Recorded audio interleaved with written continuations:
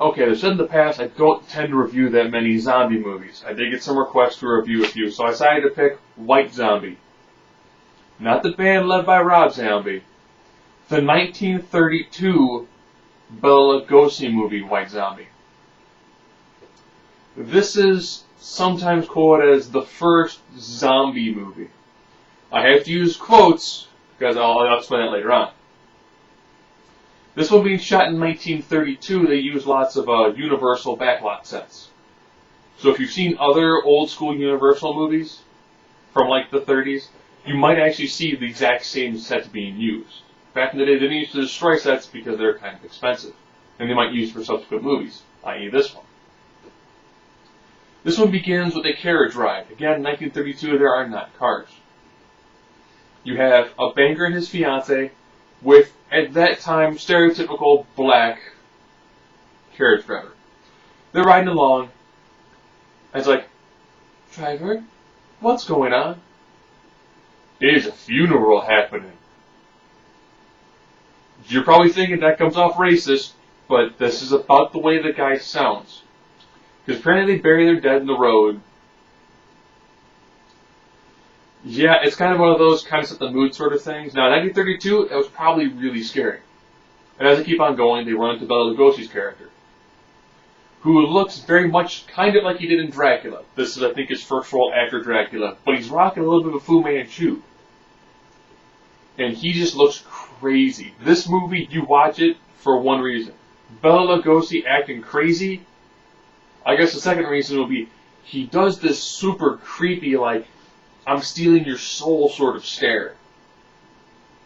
And they overlay this sometimes in the movies I see his eyes. Sometimes it's centered, sometimes it's not centered.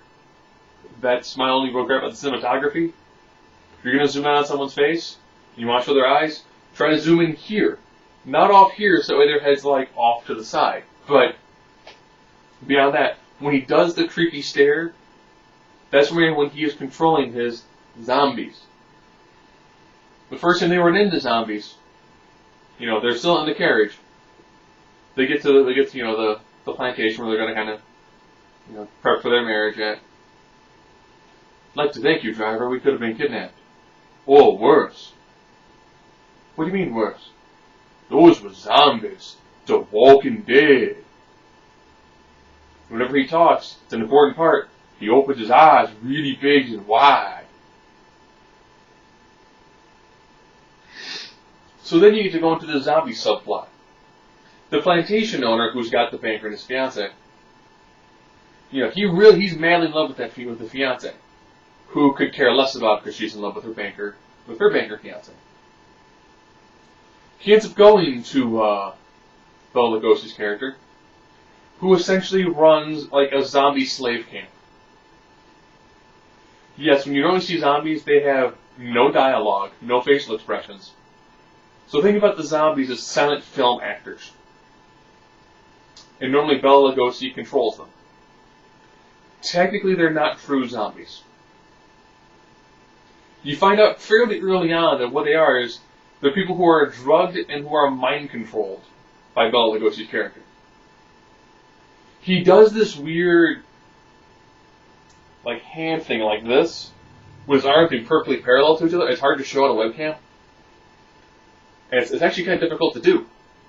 But he does it because he does it at waist level. Where it's easier at waist level than it's trying to do it up on your chest. And then he does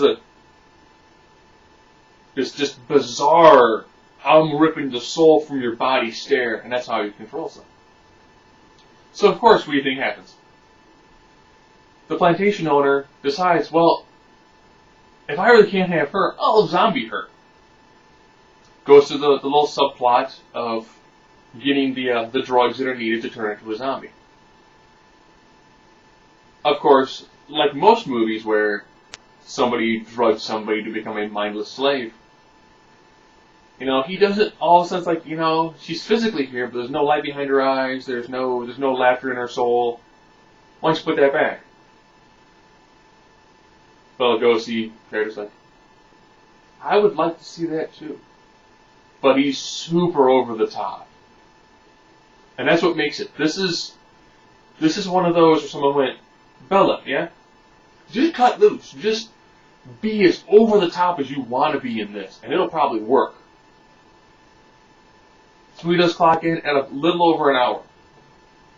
It does pretty good for about the first 40-45 minutes. The last 20 minutes, where the bunker and like his erstwhile older friend who's been trying to figure out exactly what it is, and he first makes the revelation that they're not zombies, they're just people who are essentially drugged, because they're still kind of alive, because they're not really dead. They just don't feel pain, have any emotions, and they're first do what they're told. To me, that's kind of a zombie, but they're not like eating flesh. Normally when they show the zombies, they're doing menial tasks.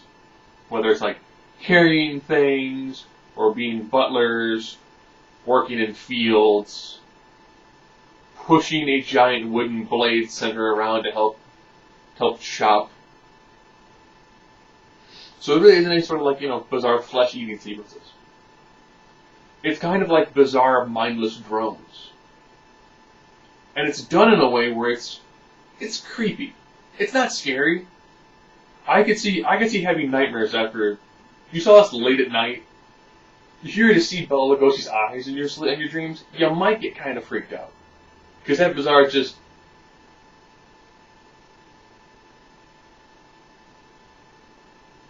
stealing your soul sort of stare that he can do. And the moments where all you have is ambient sound, they remove, background music. Yeah, it's creepy and it's kind of unsettling. Bela Lugosi's most of his scenes made my skin crawl. Not that weird, you have that, relative who kind of gives you the creeps? He's kind of like that. Just creepier, because he might actually drug you in some way, shape, or form, and then take control of your body.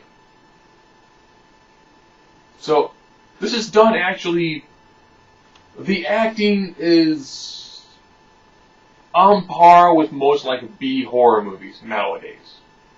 It's over the top. Certain scenes you can probably cut through them, because some scenes feel like they take a little bit too long. When Zombie Madeline is with the two maids, and it's like a 4-minute long scene, in an hour-long movie, a 4-minute long scene of just people trying to figure out, what's wrong with her, how come they can't do anything, how come they can't fix her, and it's not acted well, really drags. And you see that a lot in the last 10 minutes. Because the ending is relatively just kind of, I guess you probably had to go, how are you going to finish this? And we'll just do this. Okay.